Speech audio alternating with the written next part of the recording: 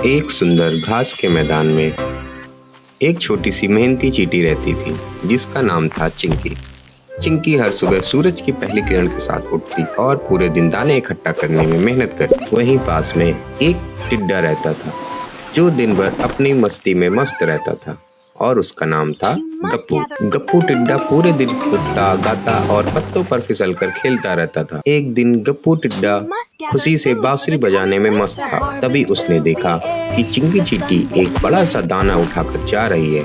गप्पू हंसते हुए बोला, अरे चिंकी बहन, तुम इतनी मेहनत क्यों करती हो? आओ ना मेरे साथ खेलो और मस्ती करो। चिंकी मुस्कुराकर बोली, गप्पू भाई, अभी मौसम अच्छा है लेकिन जल्दी ही बरसात और ठंड का मौसम आएगा। अगर हम अभी खाना जमा नहीं करेंगे तो बाद में परेशानी होगी। चींटी की बात सुनकर गप्पू ने हंसकर कहा, अरे अभी तो धूप है, इतना तो सुहाना मौसम है, इतनी चिंता क्यों करना।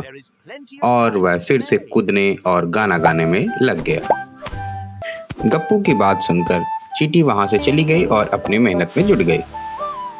धीरे धीरे चींटी ने अपनी मेहनत से अपने सुंदर से घर में बहुत सारा खाना इकट्ठा कर लिया था। कुछ दिनों बाद आसमान में काले बादल छाने लगे और बारिश का मौसम आ गया। तेज हवा चलने लगी, गड़ गड़ गड़ गड़ बादल गरजने लगे, बिजली चमकी और बारिश शुरू हो गई।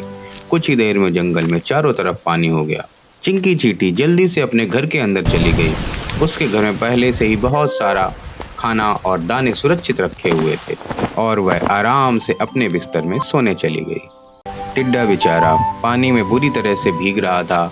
उसके पास ना ही घर था और ना ही खाने के लिए दाने। तभी उसको चींटी की कही हुई बातें याद आने लगी। टिड्डा बारिश में बुरी तरह भीग चुका था, उसको ठंड भी लग रही थी। वह धीरे से चलता हुआ चींटी के दरवाजे पर पहुंचा और डरते हुए दरवाजा खटखटाया। तभी चींटी ने दरवाजा खोला। टिड्डा ने चींटी की तरफ देखकर उदास होकर बोला, चींटी बहन, मुझे बहुत भूख लगी है, मेरे पास खाना भी नहीं है और रहने की जगह भी नहीं है, क्या तुम मेरी मदद कर सकती हो? चींटी ने टिड्डे की हालत देखी और उसे टिड्डे पर दया आ गई।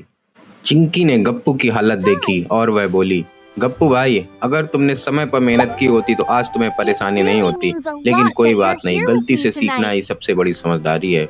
चिंकी ने गप्पू को गर्म खाना दिया, चाय दिया और रहने की जगह दी। गप्पू बहुत खुश था और उसको चींटी चिंकी की सारी बातें समझ में आने लगी। कुछ दिनों बाद बारिश खत्म हो गई, सुंदर धूप निकल आई। इस बार गप्पू बोला, अब मैं भी तुम्हारी तरह मेहनत करूंगा चिंकी। और चिंकी चींटी और गप्पू टुट्टा मिलकर दाने इकट्ठा करने लगे। दोनों खुशी खुशी से काम करते और जंगल में रहने लगे।